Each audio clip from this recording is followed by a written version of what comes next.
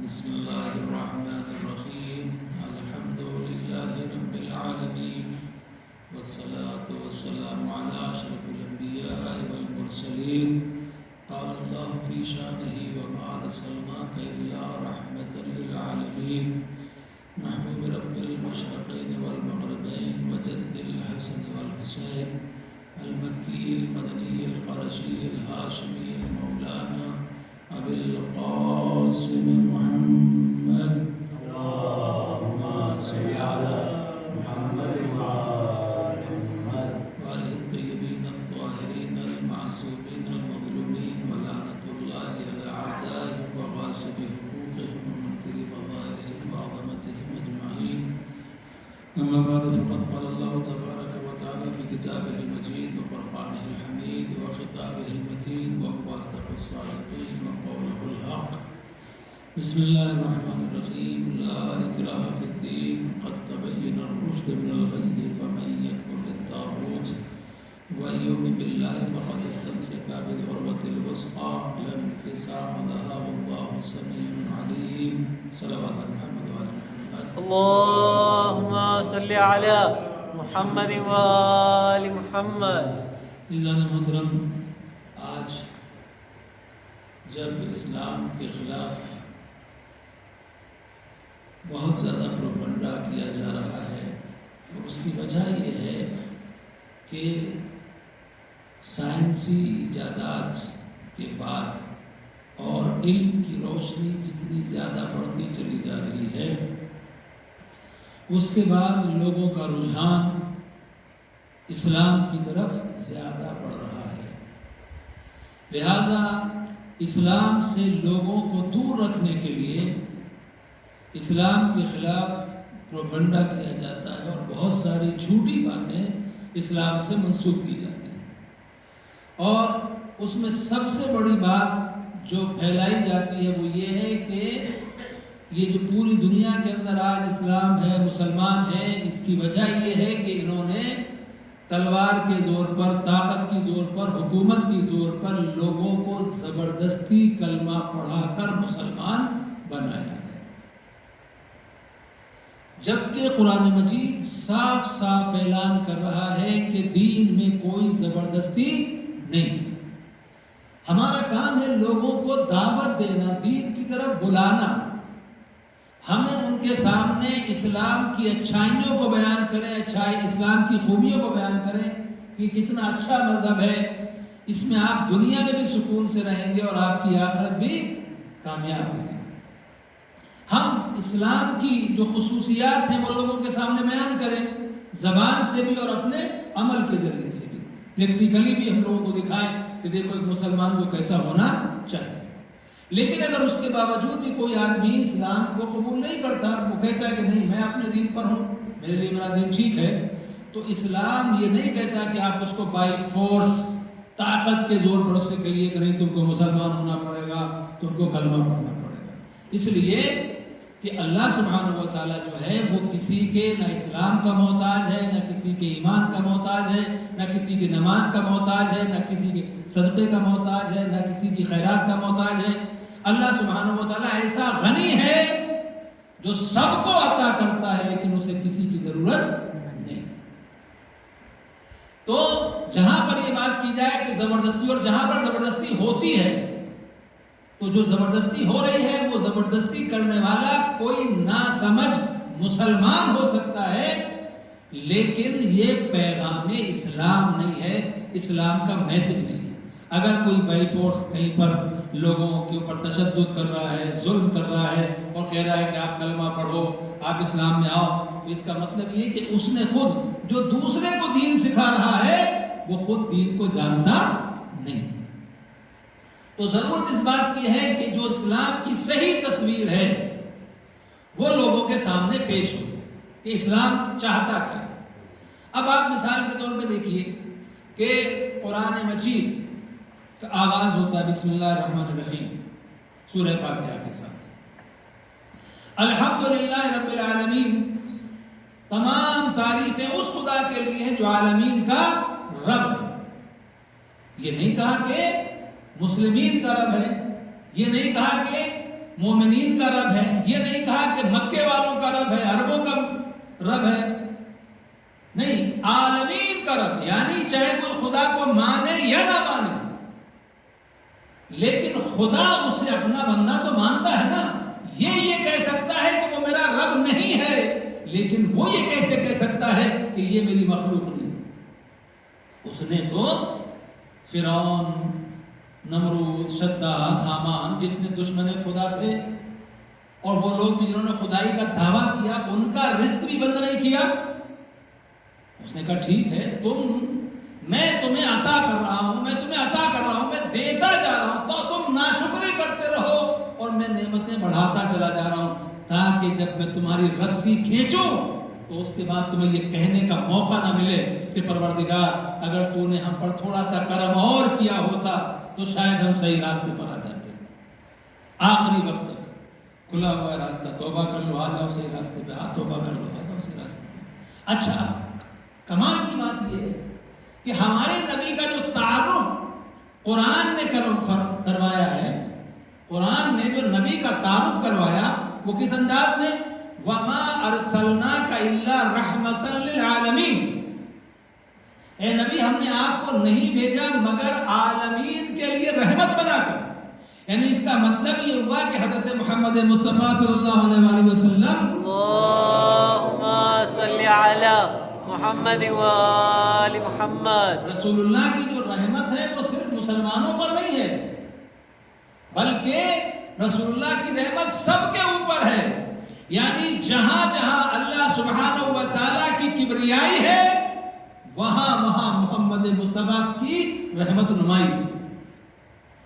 قرآن مجید، قرآن اللہ سبحانہ و تعالیٰ نے نازل کیا، ہدایت کس کے لیے ہے؟ مومنین کے لیے۔ لیکن اس کا مطلب کیا ہے؟ ہدی للمتقین، قرآن ہدایت ہے متقین کے لیے۔ مطلب یہ نہیں ہے کہ جو متقین ہیں، جو ایمان لائیں گے، صرف قرآن ان کے لیے نازل ہوا ہے، نہیں، جو مومنین اور متقین ہیں وہ قرآن سے فائدہ حاصل کریں گے۔ لیکن قرآن جو نازل ہوا ہے، تبارک الذی نزل الفرقان علی عبدہ لیکون للعالمین نذیرا، پاک و پاکیزہ ہے وہ خدا جس نے فرقان کو نازل کیا، حق و باطل میں فرق کرنے والی کتاب کو، کہنے کے لیے تاکہ وہ عالمین کے لیے نذیر بنے۔ یعنی قرآن جو نذیر ہے، ڈرانے والا ہے، عذاب سے ڈرانے والا ہے، جہنم سے ڈرانے والا ہے، تو یہ صرف مسلمانوں کے لیے نہیں، مومنین کے لیے نہیں، یہ تمام عالمین کے لیے۔ اور یہاں پر یہ بات یاد رہے بچوں کے لیے کہ وہ ہوتا ہے عالم، عالم کا مطلب ہوتا ہے ورلڈ، دنیا۔ عالمین کا مطلب کیا ہے؟ بہت ساری دنیا، یعنی جو ہم جانتے بھی نہیں ہیں۔ قرآن ان کے لیے بھی ہدایت ہے، ان کے لیے بھی نذیر ہے۔ جن دنیا کو ہم جانتے نہیں ہیں، محمد مصطفیٰ ان کے بھی رسول ہیں۔ جن کے بارے میں ہمیں علم نہیں ہے اللہ سبحانہ و تعالیٰ ان کا بھی۔ اور اس کے بعد اب خانہ کعبہ قبلہ ہے، صرف مسلمانوں کا قبلہ ہے، صرف مسلمانوں کی ہدایت ہے۔ ان اول بیت وضع للناس الذی بکۃ مبارکا وہدی للعالمین، سب سے پہلا گھر جو روئے زمین پر بنایا گیا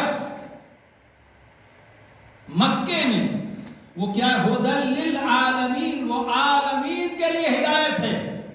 یعنی اس کا مطلب یہ ہوا کہ اسلام یہ کہہ رہا ہے کہ ہماری جو چیزیں بھی ہیں، اللہ عالمین کے لیے، رسول اللہ عالمین کے لیے، قرآن عالمین کے لیے، کعبہ عالمین کے لیے، اب تم نہ مانو تو اس میں اسلام کی خطا نہیں ہے، یہ تمہاری خطا ہے۔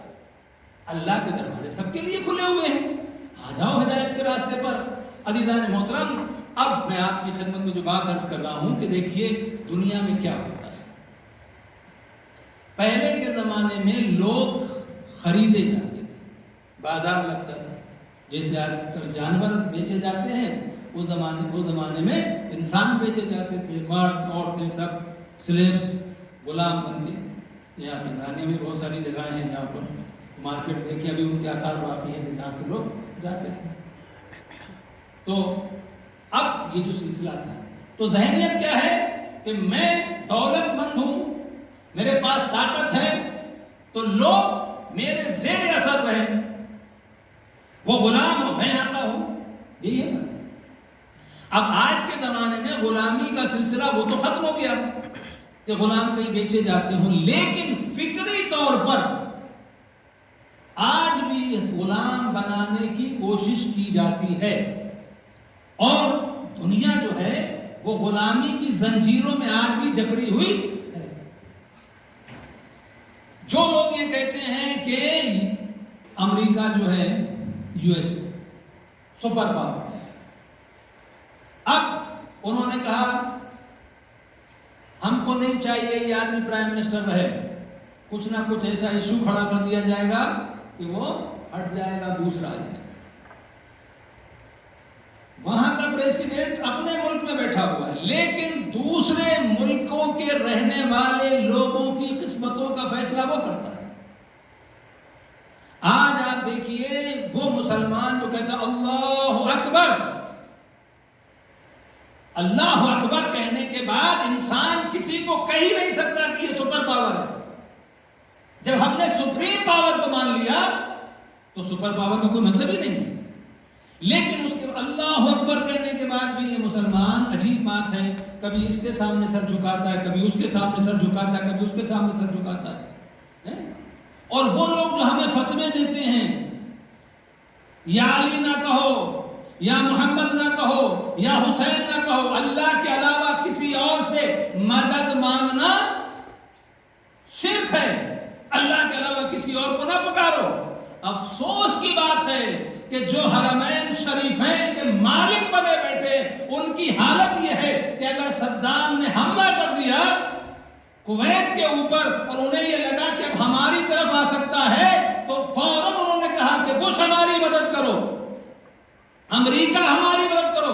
اب یہ اپنے اپنے نصیب کی بات ہے، کوئی اللہ کے رسول سے مدد مانگتا ہے، کوئی بش سے مدد مانگتا ہے، کوئی اس سے مدد مانگتا ہے جس سے مدد رسول اللہ نے مانگی تھی اللہ کے حکم سے۔ نادے علی مظہر العجائب، اے رسول اس علی کو آواز دو جو مظہر عجائب ہے۔ کوئی اس علی کو بلاتا ہے، کوئی بش کو بلاتا ہے، اب یہ اپنی اپنی قسمت کی بات ہے، مگر یاد رکھو ہم اسے مدد کے لیے بلاتے ہیں جو دنیا میں اگر ٹھوکر لگتی ہے تو گرتے ہوئے سے بچا لیتا ہے، اور اگر نزع کا عالم ہوتا ہے تو سرہانے آ جاتا ہے، قبر کی منزل ہوتی ہے تو وہاں آ کے نکیرین سے کہتا ہے میرا چاہنے والا ہے، میں آ گیا ہوں۔ صراط کی منزل ہوگی وہ آ جائے گا، محشر کی منزل ہوگی وہ آ جائے گی۔ پلے صراط پر کیا ہوگا؟ روایت کہتی میرا مولا کھڑا ہوا ہوگا اور لوگ آ رہے ہوں گے، علی کی انگلی اٹھ رہی ہوگی، ہذا لی وہذا لک، جسے کہہ دیا یہ تیرا ہے وہ جہنم میں چلا جائے گا، جسے کہا یہ میرا ہے وہ جنت میں چلا جائے گا۔ معلوم یہ ہوا کہ صراط کو اگر آسان لفظوں میں کہیں تو علی کے انگلی کے اشارے کو پلے صراط کہتے ہیں، جسے تیرا کہہ دے وہ جہنمی ہو جائے گا، جسے میرا کہہ دے وہ جنتی ہو جائے گا۔ صلوات بر محمد اللہم صلی علی محمد و نعرہ حیدری۔ تو ایزان محترم، یہ جسے اللہ نے مدد کے لیے بھیجا ہے اس سے مدد مانگنا شرک، اور جو اللہ کو نہیں مانتے یا اپنے طریقے سے مانتے ہیں ان سے مدد مانگنا یہ جائز ہے۔ اور لیکن بات یہ بھی یاد رکھیے کہ جو در بدر پھرتے ہیں ان کی مشکلیں کبھی ختم بھی نہیں، اور جو اللہ سے لو لگاتے ہیں، اللہ سے امید رکھتے ہیں، انہیں کسی کے سامنے جھکنے کی ضرورت نہیں۔ اگر یہ سر اللہ کے سامنے جھک گیا ہے، صرف وہ والا نہیں کہ سر جھک رہا ہے، پہلے دل جھکے اس کے بعد سر جھکے، تو پھر کسی کے سامنے سر جھکانے کی ضرورت نہیں۔ تو عزیزان محترم، یعنی کیا ہے، فکری طور پر کوئی کنٹری بھی اگر ہماری بات نہیں مانے تو کسی نہ کسی بہانے سے اٹیک کر دو۔ افغانستان تباہ، عراق تباہ، یمن میں آپ دیکھ رہے ہیں ابھی تک مصیبت ہے، سوریا کو برباد کر دیا گیا ہے۔ کتنی دوسری کنٹریز ہیں اپنی افریقہ کی، وہاں پر بھی مداخلت ہو رہی. کیوں؟ مقصد کیا ہے کہ تم ہم کو خدا مانو، دنیا میں وہی ہوگا جو ہم چاہیں گے. اچھا اب وہ پہلے بھی وہ تھے کچھ، ابھی ادھر سے رشیا جو ہے وہ اپنا بلاک جو ہے پھر سے مضبوط کر رہا ہے، چائنا بھی اپنی آنکھیں دکھانے لگا ہے. تو مقصد کیا؟ ہر ایک یہ چاہ رہا ہے کہ ہمارے اثر. تو غلامی پہلے کون سی تھی؟ اچھا ایک ہماری غلامی جو ہے ہماری ذہنی غلامی مسلمانوں میں، کہ اگر وہ برہنہ تھوڑے سے کپڑے پہن کے، چھوٹے سے کپڑے پہن کے کہیں پر بھی کھلے عام میدان میں مردوں کے درمیان چلی جائیں، انہیں شرم نہیں آتی. لیکن ہماری خواتین، ان کے ذہنوں میں اتنی احساس کمتری بھر دی گئی ہے کہ انہیں حجاب کے اندر لوگوں کے سامنے جانے میں شرم آتی ہے. عجیب بات ہے کہ نہیں؟ بھئی ہوتا کیا ہے؟ اگر کوئی انسان جو ہے وہ انڈر گارمنٹس پہنے ہوئے ہے اور معلوم ہے کوئی اگر آ جائے تو دروازہ بھی نہیں کھولے گا، کہے گا پہلے میں کچھ پہن لوں اس کے بعد سامنے آؤں. لیکن وہ کھلے عام سب میں پھر نہیں، فیشن ہے. یعنی انہوں نے اپنی گمراہیوں کو فیشن بنا دیا اور ہم اپنی عزت کو بھی بھول گئے. کسی نے ذرا سی انگلی اٹھا دیا. عزیزان محترم، ہمیں اللہ کا شکر ادا کرنا چاہیے کہ اس نے ہمیں اس طریقے کا دین عطا کیا ہے کہ جو ایسا پرفیکٹ دین ہے کہ کسی ایک جگہ پر بھی کوئی انسان انگلی نہیں اٹھا سکتا. اب آپ یہاں تک آ گئے تو میں ایک بات عرض کروں. ایک سوال ہو سکتا ہے کہ اگر غلامی اتنی بری چیز ہے تو غلام رسول اللہ کے پاس بھی تھے، مولا علی علیہ السلام کے پاس بھی غلام تھے، دوسرے اماموں نے بھی غلام خریدے، تو انہوں نے غلام کیوں خریدے، کیوں رکھے گھر کے اندر؟ اب یہاں سے میری بات انشاءاللہ آپ تک پہنچ جائے تو میرا مقصد جو ہے وہ حل ہو جائے گا. دیکھیے دنیا غلاموں کو لاتی تھی گھروں میں اپنی خدمت کے لیے، ان کے غلاموں کو لانے کا مقصد کچھ اور تھا. کیا مقصد تھا؟ میں آپ کے سامنے ایک واقعہ عرض کرتا ہوں قرآن مجید کی تفسیر میں. اور یہ واقعہ جو ہے وہ امام حسن علیہ السلام، امام حسین علیہ السلام، امام زین العابدین علیہ السلام، تینوں اماموں کے بارے میں الگ الگ اس میں جو ہے کوٹ کیا گیا ہے. امام حسن کے ساتھ ایسا ہوا، امام حسین کے ساتھ ایسا ہوا، امام زین العابدین علیہ السلام کے ساتھ کیا ہوا؟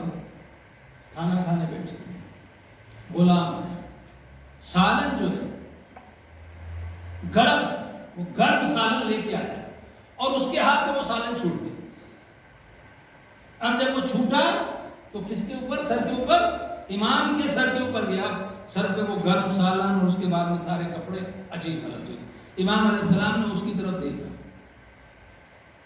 غلام نے کیا کہا؟ وَالْكَاظِمِينَ الْغَيْظَ، اور وہ لوگ وہ ہیں جو غصے کو پی جاتے ہیں. امام علیہ السلام نے کہا کہ میں نے غصے کو پی لیا، کوئی بات نہیں. اس نے کہا وَالْعَافِينَ عَنِ النَّاسِ، اور وہ لوگوں کو معاف کر دیتے ہیں. امام نے کہا میں تجھے معاف کر دیا. اس نے کہا وَاللَّهُ يُحِبُّ الْمُحْسِنِينَ، اور اللہ جو ہے وہ احسان کرنے والوں کو، نیکی کرنے والوں کو دوست رکھتا ہے. امام نے کہا جا، میں نے تجھے راہ خدا میں آزاد کر دیا. بات نہیں پہنچی تھی، انشاءاللہ وضاحت کرتا ہوں. جا، میں نے تجھے راہ خدا میں آزاد کر دیا. بھائی اگر کوئی غلام خطا کرے تو کیا ہونا چاہیے؟ پنشمنٹ ملنا چاہیے اس کو نا. معاف بھی کر دیا تو جا اپنا کام کر جاتے. امام کیا کہہ رہے ہیں؟ امام کہہ رہے ہیں میں نے تجھے آزاد کر دیا. اتنی بات تو سنی، لیکن آپ یہ سوچئے کہ غلام نے جو پڑھی ہے وہ ہے قرآن کی آیت الذین ينفقون فی السراء والضراء والکاظمین الغیظ والعافین عن الناس واللہ یحب المحسنین. اس نے قرآن مجید کی آیت میں سے وہ باتیں جو اس کے لیے سوٹ کر رہی تھی اس نے انہیں پڑھا. امام علیہ السلام نے غصے کو بھی پی لیا، اس کی خطا کو بھی معاف کر دیا، اس کو آزاد بھی کر دیا. سوال یہ ہے کہ غلام، امام کا جو غلام ہے وہ قرآن کی آیتوں سے گفتگو کر رہا ہے،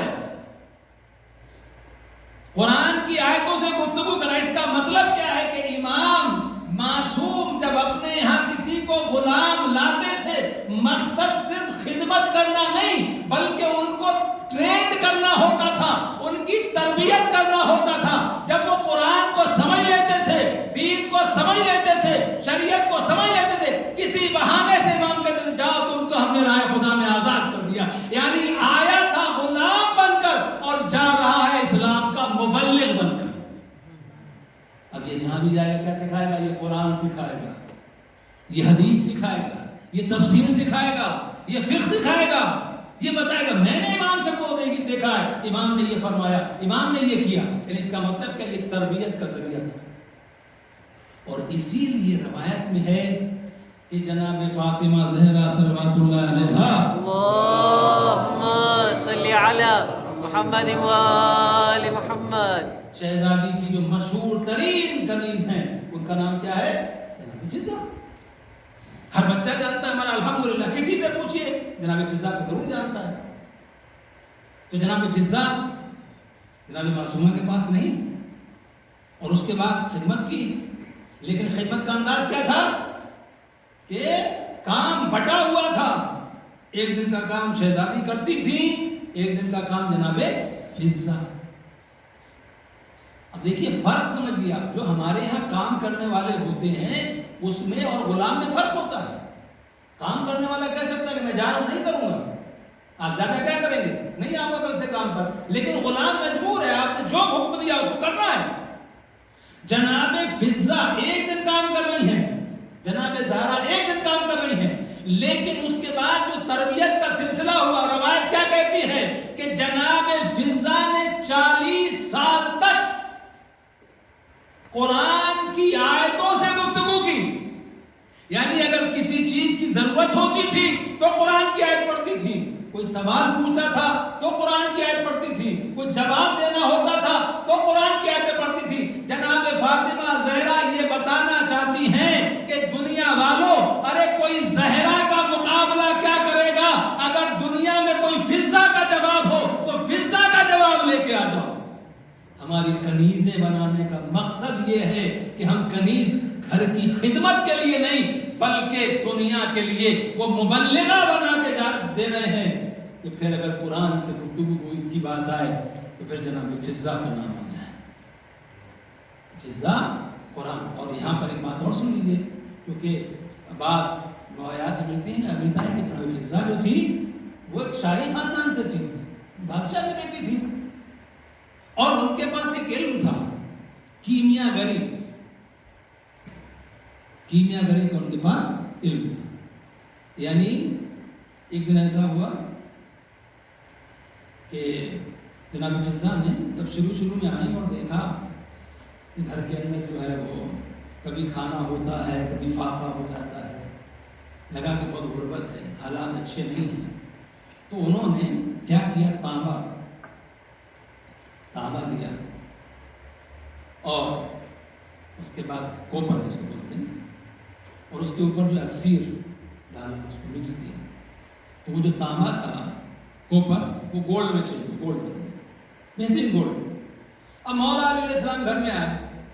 جناب فضہ نے خوشی میں کہ مولا خوش ہوں گے دیکھنے کے بعد، تو خوشی کے ساتھ میں کہا کہ مولا دیکھیے میں نے سونا بنایا، یہ سونا کیسا بنا ہے؟ امام نے فرمایا بہت اچھا ہے، لیکن اگر تم نے پہلے اس کوپر کو، تانبے کو گرم کر لیا ہوتا اور اس کے اوپر اکسیر ڈالا ہوتا تو اس سے بھی بہتر سونا بنتا. جناب فضہ چونک گئی کہ مولا کہ آپ جانتے ہیں سونا کیسے بنتا ہے؟ کیا آپ سونا بنانا جانتے ہیں؟ امام نے فرمایا میں ہی نہیں جانتا ہوں، یہ کام تو حسن اور حسین بھی جانتے ہیں. صلوات بر محمد و آل محمد. اللہم صلی علی محمد و آل محمد. کیمسٹری آج کے زمانے میں کیمسٹری ہے. تو اب جب انہوں نے پھر اس کے بعد میں کیا ہوتا ہے کہ جو جناب فضہ ہیں کہ جب سورہ دہر نازل ہوتا ہے تو اس میں ان کی روٹی بھی شامل ہو جاتی ہے، ان کی مدح بھی ہو جاتی ہے. ایزان مکرم یہ جو منزل ہے، تو اسلام یہ چاہتا ہے کہ ہم کسی پر ظلم نہ کریں، کسی پر زیادتی نہ کریں، ہم دلوں کو جیتیں، ملکوں کو جیتنا اسلام نہیں. بعض لوگ کہتے ہیں کہ مولا علیہ السلام کے زمانے میں زیادہ فتوحات نہیں ہوئی، پہلے کے زمانے میں بہت ساری کنٹریز میں جو ہے وہ اسلام پھیل گیا, قبضہ کر لیا. امام علی علیہ السلام کا کام, امام علی علیہ السلام کی ذات جو ہے وہ سرحدوں میں نہیں ہے, بارڈرز میں نہیں ہے. علی کی ذات وہ ہے کہ علی رہتے نجف میں ہو, پکارا ساری دنیا میں جاتا ہے. علی کی ذات نہ کسی زمانے کے لیے ہے نہ کسی بارڈر میں ہے, بلکہ علی کی ذات یہ ہے کہ مولا علی علیہ السلام کی اگر حکومت دیکھنا ہو تو علی کی حکومت سروں پر نہ دیکھو, علی کی حکومت دلوں کے اوپر دیکھو. یا علی, یہ جو آل محمد کا کردار ہے, یہ جو ٹرو اسلام ہے, سچا اسلام, جو اسلام کی جو حقیقی صورت ہے وہ یہ ہے کہ کردار محمد و آل محمد علیہ السلام. اور اب یہاں پر میں اپنے بچوں کے لیے بات عرض کر دوں کہ اسلام یہ چاہتا ہے کہ اگر کسی سے خطا ہوئی اور امکان ہے کہ وہ انسان توبہ کر کے صحیح راستے پر آ جائے تو اس کو معاف کرو, اسے معاف کرنے کا موقع. لیکن ایک بات یاد رکھیے گا, کچھ لوگ کیا ہوتے ہیں کہ جو بہت متکبر ہوتے ہیں, پراؤڈ ہوتے ہیں, اور ان کا یہ ہوتا ہے کہ جتنا آپ ان کو اگنور کریں گے اتنا ہی ان کا پراؤڈ جو ہے اور زیادہ بڑھتا چلا جاتا ہے, اور پھر نتیجہ یہ ہوتا ہے کہ وہ اپنے آپ کو فرعون وقت سمجھنے لگتے ہیں. لہٰذا اسی لیے اسلام نے کہا ہے, حدیث میں ہے, التکبر مع المتکبر عبادہ, گھمنڈی آدمی کے ساتھ تکبر سے پیش آنا, گھمنڈ سے پیش آنا یہ عبادت ہے. کیوں؟ اگر ہم اس کے سامنے انکساری کرتے رہیں گے, ہمبلنس اس کے سامنے پیش کریں گے تو اس کا گھمنڈ اور بڑھتا چلا جائے گا. تو اگر ہم اس کے سامنے تکبر سے پیش آئیں گے تو اس کا برا نہیں کر رہے ہیں بلکہ ہم اس کا بھلا کر رہے ہیں, کہ شاید اس کو اس بات کا احساس ہو جائے کہ میں ہی سب کچھ نہیں ہوں, اس لیے کہ قوموں کی بزدلی فرعون بنا دیتی ہے, اور جب اس فرعونیت کا مقابلہ کیا جاتا ہے تو پھر موسیٰ پیدا ہو جاتا ہے. کوئی ظاہر مطلب یہ اگر کوئی ایسے, یعنی ہم کو معاف کرنا چاہیے, درگزر کرنا چاہیے, اخلاق سے پیش آنا چاہیے, لیکن کہاں تک؟ جہاں تک امکان ہو کہ صحیح راستے پر آ سکتا ہے. لیکن جب یہ معلوم ہو کہ نہیں, اب تو یہ سمجھ رہا ہے کہ میں تو سب سے بڑا ہوں, تو پھر اس کے بعد اس کو اس کی اوقات دکھانا, بتانا, یہ اسلام ہے. بس ایک واقعہ میں آپ کے ساتھ عرض کروں, ان کی تربیت, انہوں نے تربیت دی. میں مولا علی کا کردار بیان کروں, امام حسین کا کردار, جناب زہرا کا کردار, یہ تو معصوم تھے, ان کے کردار کی مثال ہے, لیکن جن کی انہوں نے تربیت کی ان کا کردار کیسا تھا؟ جناب مالک اشتر, وہ بہادر ہے کہ میدان میں جناب مالک کا نام ہی کافی ہے. مولا علیہ السلام کے آرمی کے کمانڈر ہیں, لشکر کے ان کے سردار ہیں, اور کوفے میں جا رہے ہیں. کوئی نیا آدمی آیا, وہ جناب مالک کو جانتا نہیں, کچھ کھا رہا تھا, بعض روایات میں کھجور کھا رہا تھا. وہ کھجور کچھ لوگ عادت ہوتی دوسروں کو, یعنی اسلام کیا کہتا ہے کہ دوسروں کے اگر کوئی پریشانی میں ہو تو اس کے لبوں کے اوپر مسکراہٹ لاؤ, یہ عبادت ہے. اور کچھ لوگوں کا کام کیا ہوتا ہے, مسکراتے ہوئے آدمی کو رلانا, وہ سمجھتے ہیں کہ یہ عبادت ہے, ہمارے اپنی خوشی کے لیے اسے پریشان کرنا. تو اس نے وہ گٹھلیاں جو ہے جناب مالک اشتر کے مارنے شروع کی. مالک چلے گئے. وہ جو برابر میں بیٹھا تھا اس نے کہا کہ تجھے معلوم ہے کہ تو جس کے گٹھلی مارا یہ کون ہے؟ کہا نہیں, میں نہیں جانتا کون ہے کوئی انسان. کہ یہ کوئی نہیں ہے, یہ علی کے لشکر کا سالار سردار مالک اشتر ہے. اب مالک اشتر کا نام تو سبھی جانتے تھے, چہرے سے نہیں جانتا تھا. تو جیسے جناب مالک کا نام سنا تو اس کے ہاتھ پر کام ہو گیا, یہ کیا تھا؟ دوسرا تھا, اس نے کہا کوئی بات نہیں ہے, دیکھ ہے تو مالک اتنا بڑا بہادر ہے, لیکن آخر علی کا غلام ہے. یہ غلام سے مراد وہ والی غلامی نہیں ہے, یہ عقیدت والی غلامی ہے تو علی کا چاہنے والا. جا کے معافی مانگ لے, شاید مالک اشتر معاف کر دے. یہ پیچھے پیچھے چلا. اس نے کیا دیکھا کہ جناب مالک اشتر جو ہے مسجد کے اندر داخل. جب مسجد میں داخل ہوئے تو اس نے کہا کہ چلو اب یہ مسجد میں تو شاید تھوڑا غصہ کم ہو جائے گا، اچھا موقع ہے. گیا تو دیکھا مالک جو ہے نماز پڑھ رہے ہیں، اور نماز پڑھنے کے بجائے مالک جو ہے وہ ہاتھوں کو بلند کر کے رو رو کے دعا کر رہے ہیں. جب رو رو کے دعا کر رہے ہیں، دعا ختم ہوئی، یہ آگے بڑھا کہا مجھے معاف کر دیجیے. کس بات کے لیے؟ کہا میں نے آپ کو پہچانا نہیں، میں نے آپ کو گٹھلی مار دی. کہا مجھ سے تجھے معافی مانگنے کی ضرورت نہیں ہے، میں تو تجھے پہلے ہی معاف کر چکا. مسجد میں جو آیا ہوں نماز پڑھ کے جو دعا کر رہا تھا، یہ دعا کر رہا تھا پروردگار میں نے اسے معاف کیا ہے، تو بھی اسے معاف کر دے. صلوات محمد علیہ. اللهم صل على محمد وآل محمد. اے میرے اللہ میں نے اسے معاف کر دیا ہے، تو بھی اسے معاف کر دے، میں تیری مغفرت کی دعا کر رہا ہوں. یہ ہے اسلام کہ لوگوں کے سامنے ایسا کردار پیش کرو کہ وہ بھلے ہی اگر کچھ لوگ ہوتے ہیں جو اپنی خو سے مجبور ہوتے ہیں، لیکن سوچیں تو کہ آخر جس کو ہم ستا رہے ہیں یہ ستانا صحیح نہیں ہے. عزیزو، یہ بڑی مصیبت کے دن ہیں جس میں ہم نے مولا حسین علیہ السلام کی فرش ازا ان کی بہن زینب کے نام سے بچھائی ہے. جب یہ لٹا ہوا قافلہ شام میں پہنچا، عزاداروں، شام کی منزل وہ تھی کہ امام سجاد علیہ السلام سے جب بھی پوچھا گیا کہ مولا سب سے زیادہ مصیبتیں آپ پر کہاں پڑی، کہ میرا امام فرماتا تھا شام شام شام.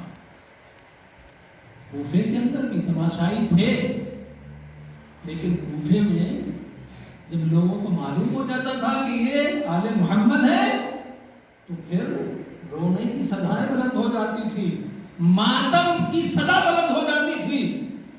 لیکن جس طریقے سے شام کو سجایا گیا، دلہن کی طریقے سے شام کے بازار کو سجایا گیا، اور عید کی کیفیت ہے. آل محمد کو شام میں دمشق میں لانے سے پہلے اس طریقے سے بازاروں کو سجایا جا رہا ہے، دربار کو سجایا جا رہا ہے، لوگ نئے نئے کپڑے پہنے ہوئے، خوشیاں منائی جا رہی ہیں، عید کا عالم ہے. اسی اسنا میں پیغمبر اکرم کا ایک صحابی کا ادھر سے گزر ہوا. جب انہوں نے دمشق کے حالات دیکھے کہ یہاں پر بازاروں کو سجایا جا رہا ہے، لوگ نئے نئے کپڑے پہنے ہوئے ہیں، خوشیاں منائی جا رہی ہیں، گھبرائے. اور گھبرانے کے بعد میں کہا میں تو رسول اللہ کا صحابی ہوں، سہل ان کا نام تھا، میں تو رسول اللہ کا صحابی ہوں، کہ مجھے معلوم نہیں ہے کہ آج عید کا دن ہے. ارے آج تو کوئی عید نہیں ہے، کون سی عید منائی جا رہی ہے؟ ارے کوئی سننے کو تیار نہیں ہے، ہر طرف خوشیاں منائی جا رہی. کچھ لوگ تھے جو آہستہ آہستہ گفتگو کر رہے تھے. صحابی رسول ان کے پاس پہنچے، پوچھا بھائی آج کون سی عید ہے جو مجھے معلوم نہیں ہے؟ یہ شہر کیوں سجایا گیا ہے؟ بازار کیوں آراستہ کیے گئے ہیں؟ کیسی خوشیاں منائی جا رہی ہیں؟ نئے کپڑے کیوں پہنے گئے ہیں؟ کون سی عید ہے؟ ان لوگوں نے کہا کس عید کی بات کرتے ہو؟ ارے زمین پھٹ کیوں نہیں جاتی؟ آسمان گر کیوں نہیں جاتا؟ تمہیں معلوم نہیں ہے؟ ارے رسول کی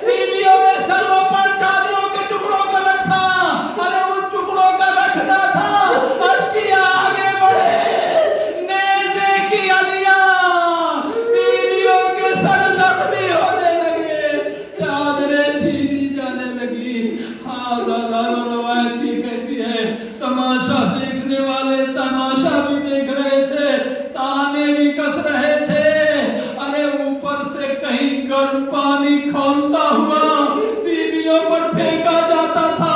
कहीं पर आग की बारिश हो रही थी, कहीं पर आग की बारिश हो रही थी। जज़ाकुम रब्बुकुम अरबाब अज़ा। हाँ, इस कैफियत के साथ दरबार में यह काफिला पहुंचा। एक रवायत में है कि सफीर रूम जो था, रूम के बादशाह का सफीर, वो आया हुआ था और एक दिन वो पहुंचा। यजीद की महफिल सजी हुई थी, सरे मजलूम करबला दरमियान में रखा हुआ था। चारों तरफ बैठ के जालिम शराब पी रहे थे, मजाकें कर रहे थे। वो आया, उसने आने के बाद देखा और देखने के बाद में पूछा, ये सर किसका है? ये सर दरमियान में क्यों रखा हुआ है? तुम खुशियां क्यों मना रहे हो? कहा, तुझसे क्या वास्ता? कहा, मुझसे कोई और वास्ता नहीं, लेकिन मैं सफीर हूँ, मैं अम्बेसडर हूँ। मेरा काम ये है कि जब मैं वापस जाऊं तो बादशाह को बताऊं कि मैंने क्या देखा है, ताकि वो भी तेरी खुशी में शामिल हो जाए। कहा, ये सरे हुसैन है। कहा, किस हुसैन का सर है? कहा, हुसैन इब्ने अली। अच्छा, हुसैन इब्ने अली, इसकी माँ का नाम क्या था?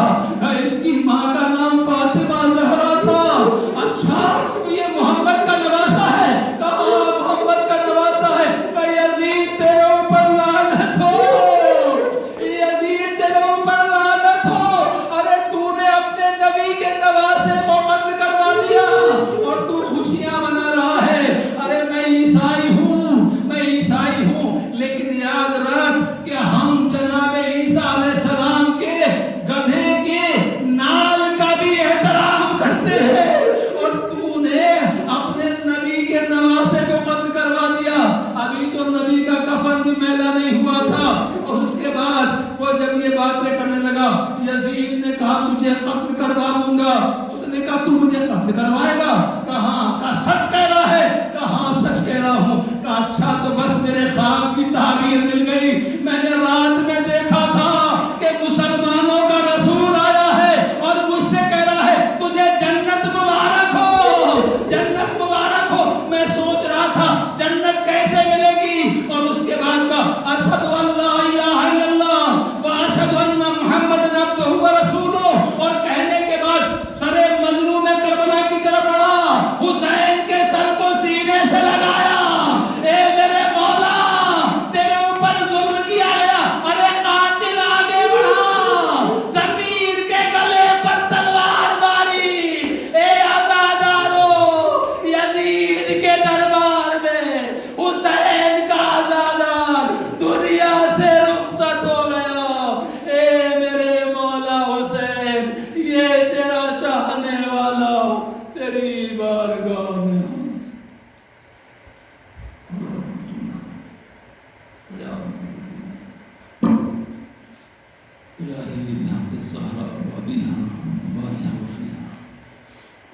हमारे जिक्र को कबूल फरमा, हमारे गुनाहों को बख्श दे, जो मकरूज उनके कर्जों को अदा फरमा, जो परेशान हाल की परेशानी को दूर फरमा।